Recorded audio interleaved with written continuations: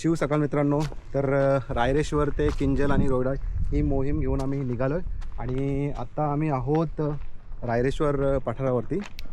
मागे तुम्ही माझ्या बघू शकता.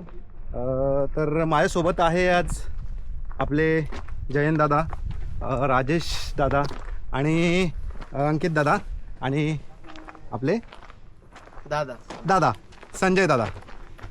तर बघूया आता रायरेश्वर पठारावरती दादा काय काय बघण्यासारखं आहे. तिथे एक मंदिर आहे, माहिती शिवाजी महाराजांनी स्वराज्य स्वराज्य स्थापनेची शपथ घेतलेली, ते जास्त महत्त्वाचं ठिकाण. आणि ह्या पठारावरती असं म्हटलं, मी ऐकलंय फक्त व्हिडिओमध्ये की 7 रंगाची माती आहे. हो, ते एक विशेष आहे.